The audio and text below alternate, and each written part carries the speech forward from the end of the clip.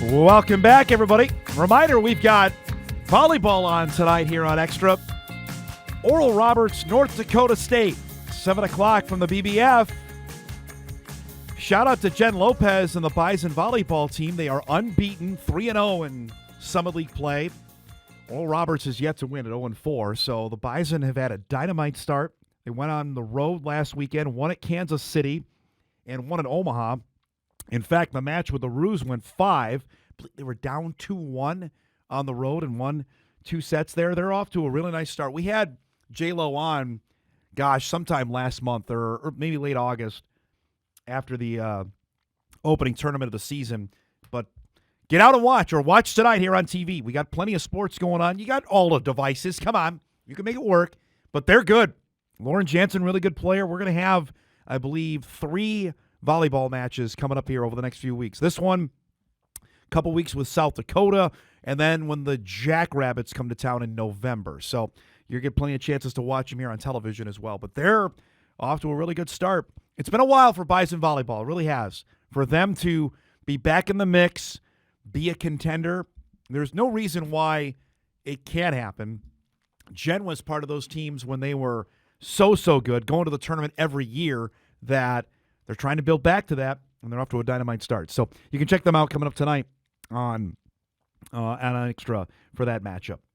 All right, now, tomorrow also on the show, Nick Hill will join us, Southern Illinois head football coach, as the Salukis get ready for their trip. They'll make the flight up tomorrow from Carbondale to Fargo. They'll have back-to-back games with the North Dakota schools. Next week they host UND. So this is a huge stretch for the Salukis, who we mentioned it yesterday in our Bison Media Zone show, never won up here.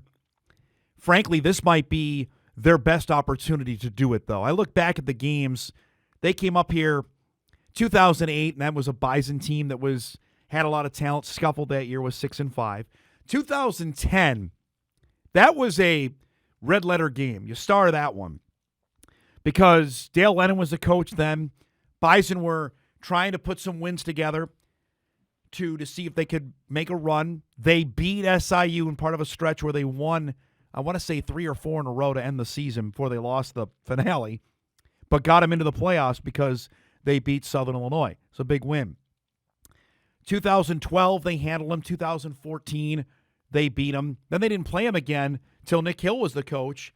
In 18, I think they scored 65 on SIU, which, let's just say that was probably the low point of where they were with Nick Hill as head coach. Then 2021, the Bison beat them in the playoffs that year with Nick Baker. And then in 23, they came up here, and it was, again, that was senior day. The Bison weren't going to lose that day. Cam Miller was really good, and the Bison hammered them to wrap up the home part of the schedule.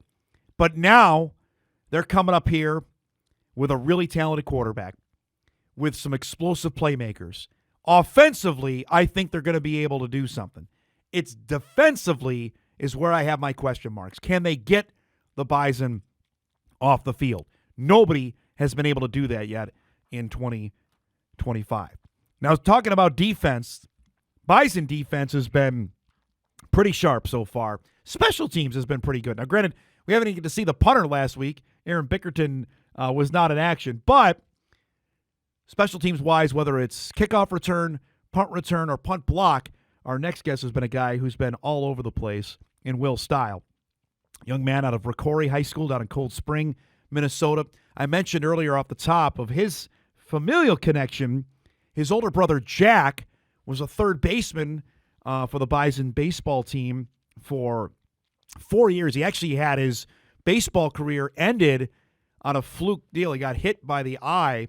Scary deal that he couldn't finish out his baseball career. Will ended up verbally committing, I want to say, during Jack's senior season. Will got on the field last year, primarily on special teams, ended up playing, I believe, 8 games, and now he's become a special teams maven for Carlton Littlejohn, the special teams coordinator, and the Bison. I visited with Will recently about his opportunity to get on the field and coming to Fargo because his older brother was playing baseball up here. I would say football was more a consideration for Jack. Until his senior year, he really just stuck with baseball, but I wouldn't say baseball was ever my number one. Maybe when I was younger, but football was always my go-to. So take me back when Jack comes up here. When was Fargo ever considered for you, or is like when you got up here, like if NDSU is a possibility, I'd like to be up here. Yeah, probably going into my senior year, like knowing my brother was up here and then just meeting with all the coaches, that was probably when NDSU and like just Fargo stuck out to me. What for your own experience? You know, Jack loved it, but what did you get? That boy, this is a cool place. I can see myself going to. Probably just like knowing about their past and all like the championships, and then just all the fans. Just like the fans stuck out to me, and then the championship culture as well. I know Coach Polisic always talks to me about special teams as for special players. Give me your synopsis of this, of coming in last year as a freshman and getting a chance to play and play as much as you did. Yeah, it was really like a goal of mine to just like be able to make a impact on like wherever, like if it was defense, like special teams. So just like being able to get my nose in the game and just like make an impact last year and this year as well. Describe that of, going through fall camp last year and find out, hey, you're going to play. We're going to dress you. Was that even ahead of your own timeline? I mean, it wasn't ahead of my own timeline just because I have really high expectations for myself, but just like being able to dress and then just like getting that card saying you're going to dress was just a really good feeling for me. When did it hit you like, okay, I'm gonna play and I'm gonna play a lot? Like, was it beyond like game 4? When did you say like, okay, you're proven to be a valuable addition to the team here? Yeah, it was probably game 4 for sure. Just like knowing I'm gonna be on specials and like having the coaches believe in me felt really good and just gave me confidence as well. All right. So on kickoff return, how much fun is it? Just I'm running down there like a madman, ready to take somebody's head off. Is that the best way to describe it? Yeah, I mean kickoff return and then kickoff as well. Just like kickoff, our coaches always say solve problems with violence. So I just kind of took down onto my own and just tried to go hit somebody as hard as I could. When you hear that, how much fun, I guess as a football player, how much fun is that? Like, I'm just going to run out there with reckless abandon, right? Yeah, for sure. Just like them being able, like telling me I get to play free is just feels really good for me and just lets me go play just free and just not worry about what happens. Describe that ability. I mean, it takes something to be a really good special teams player. How much pride do you have taken this now? Like the last game, you had a couple of huge tackles against SEMO. Yeah, I take really high pride in it just because I know our coaches really make that like a statement in our special teams room. They're always on us, and just like for myself, I just take a good amount of pride just because that's what I'm on. And I'm just gonna do it to the best of my ability. You feel like you're like this close to getting a block punt because the Citadel game felt like you were a fingertip away. Yeah, the Citadel, I for sure should have had one, but I know next time I get the opportunity, I'm gonna make it. If I would have told you this when you were leaving Ricori to come up here, you would have played this much, would you have believed me this soon? I probably wouldn't have believed you this soon, but just like going in and out of practice, just working my butt off and just giving my all, I know good things happen. You were in Vermilion last year. Do you need any sort of motivation for this week, knowing who's coming to town? I think the last year's game is motivation in itself, and just like having that feeling, just like that kind of like sick feeling, just we don't lose much here, and losing to them just doesn't feel good. What was that feeling coming off the field last year? Yeah, my parents were in the stands, and I told them I was speechless. I just couldn't believe we lost in that way for sure. Describe, for the young guys or maybe the transfers who haven't played Missouri Valley Conference football, what do you tell them about what this is like starting Saturday? Yeah, Valley Conference is one of the best in the nation for sure, if not the best, and just the violence and physicality it's really like nothing you can really prepare for. You just gotta experience it. From your level of football, your area where you're at, is it undervalued in terms of people don't maybe respect? You know, the Twin Cities guys are how good they are, but from Ricori's, I feel like your area up here just maybe doesn't get the same sort of respect that the Twin Cities does. Yeah, I mean, for sure there's always good players out of the Twin Cities, but I would say like just my area in general, we got a lot of like hardworking guys that love football and just give their all for the game. So I'd say my area could get a little more respect, but I know the Twin Cities is good too. How meaningful has NDSU been to the Steil family? Yeah, it means a lot to us. Just letting my brother come here and play and letting me have this opportunity, it means a lot to us. And my family for sure bleeds green and gold now. Especially how his baseball career ended, just to sort of have the frustration of that, knowing it ended out of his control. Yeah, I know he wanted to go out on top and just like give his all and finish the right way, but I think he finished the right way in the sense that he helped his teammates out and just like gave them like knowledge of himself and just never like miss practice or anything.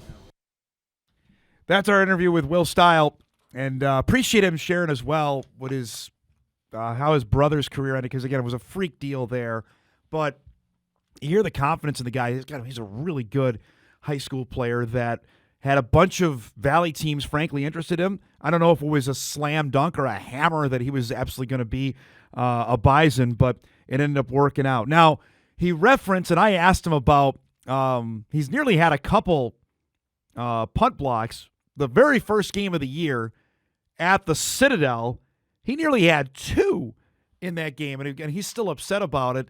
The first one, almost literally, he could take it off the punter's foot. And this is a All-American punter.